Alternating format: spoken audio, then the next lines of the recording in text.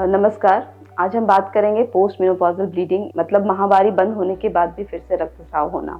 ये जो post menopausal bleeding है जो पेशेंट मेनोपॉज़ अटेंड कर लेते हैं मतलब 50 के ऊपर में ही ये समस्याएँ आती हैं। बहुत सारे पेशेंट जब प्रेज़ेंट करते हैं कि महीना बंद हो गया था, 10 साल हो गया उसके बाद फिर से शुरू हुआ है। सबसे पहले जब पेशेंट आती है हमारे पास तो क्लिनिकल एग्ज़ामिनेशन के अलावा अगर हमें क्लिनिकल एग्ज़ामिनेशन में सर्विक्स में कोई मांस नहीं दिखता है, तो हम इसका मतलब होता है कि बच्चादानी के अंदर से कोई प्रॉब्लम है। तो हम पहले एक अल्ट्रासाउंड कराते हैं। अल्ट्रासाउंड पे हम थिकनेस देखते हैं बच्चादानी का लाइनिंग का थिकनेस। अगर 4 मिलीमीटर के आसपास है तो हम पेशेंट को ऑब्जर्वेशन पे रखते हैं। अगर 4 मिलीमीटर से ज़्यादा है तो बायोप्सी करके रूल आउट करते हैं कि मैलिग्नेंसी नहीं है। इसके 2 तरीके होते हैं कि दूरबीन से करें, हिस्ट्रोस्कोपी से करें या normal people in office procedure मतलब ओपीडी में कर लें। हिस्ट्रोस्कोपी का फ़ायदा ये होता है कि जो भी पैथोलॉजी होती है हमें अच्छे से दिख जाती है और डायग्नोसिस एक बार में ही बन जाता है और ये प्रेफर्ड टेक्निक है डायग्नोसिस बनाने का कि कैंसर है या नहीं है। ऑफिस बायोप्सी जो करते हैं ऑफिस एंडोमेट्रियल बायोप्सी पीपल के थ्रू करते हैं। इसका फ़ायदा ये मेनली उन पेशेंट में हम करना चाहते हैं 50 के ऊपर जिसमें कि बहुत सारे मल्टीपल कोमॉर्बिडिटीज़ हैं। पेशेंट को हम एनेस्थीसिया का रिस्क होता है तो हम ऐसे केसेस में ओपीडी में ही कर लेते हैं। कुछ पेशेंट ऐसे आते हैं कि हम बायोप्सी ना कराएं, सीधे हिस्टेक्टमी ही क्यों ना करा लें। जो भी पेशेंट जो महीना बंद होने के बाद फिर से खून जाता है उसमें हम डायरेक्ट हिस्टेक्टमी नहीं करना चाहिए। इसलिए क्योंकि डायरेक्ट हिस्टेक्टमी करने से क्या होता है कि बिना बायोप्सी के अगर हम हिस्टेक्टमी कर रहे हैं और हिस्टेक्टमी के बाद पेशेंट का आ जाता है कि कैंसर है, तो ये सर्जरी प्रॉपर नहीं होती, सर्जरी अधूरी रह जाती है।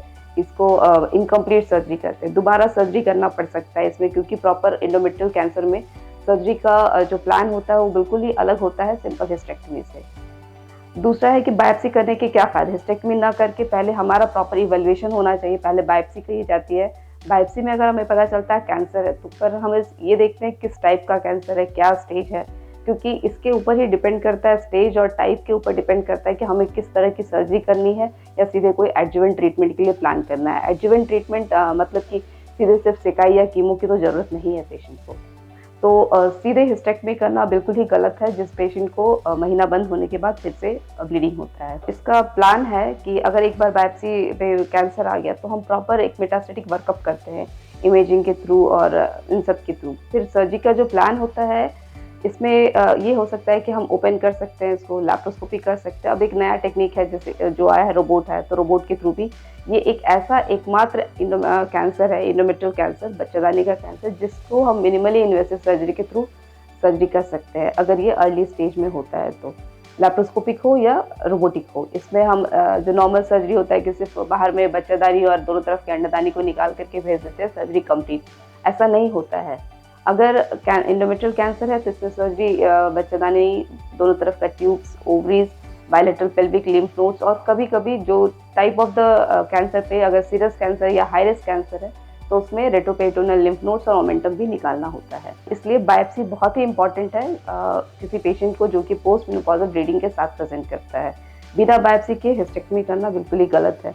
कुछ पेशेंट ऐसे होते हैं जिनमें हम बायोप्सी नहीं कर पाते हैं या फिर वो हमें हाई सस्पिशन होता है कि उनको कैंसर है, तो ऐसे या फिर उनको बहुत सारा कोमॉर्बिडिटीज़ होता है, एनेस्थीसिया का हाई रिस्क है। ऐसे केसेस में हम पेशेंट को डायरेक्ट कभी-कभी हमें किसी कंडीशन में पेशेंट को डायरेक्ट हिस्टेक्टमी के लिए हम लेते हैं, पर उस टाइम पे हिस्टेक्टमी करके स्पेसिमेन को फ्रोजन सेक्शन के लिए भेजते हैं। फ्रोजन सेक्शन होता है कि पेशेंट ओटी टेबल पे ही है और हम स्पेसिमेन को पैथोलॉजी जाँच के लिए भेजते हैं, उससे ये बता देते हैं कैंसर है या नहीं है। उसके बेसिस पे प्रॉपर स्टेजिंग हम कर सकते हैं। पर हर स्पेसिमेन को फ्रोजन के लिए भेजना भी बिल्कुल गलत है क्योंकि इससे स्पेसिमेन जो डायग्नोसिस है वो बहुत हैम्पर होता है और स्पेसिमेन सैंपल जो होता है वो डिस्टर्ब हो जाता है।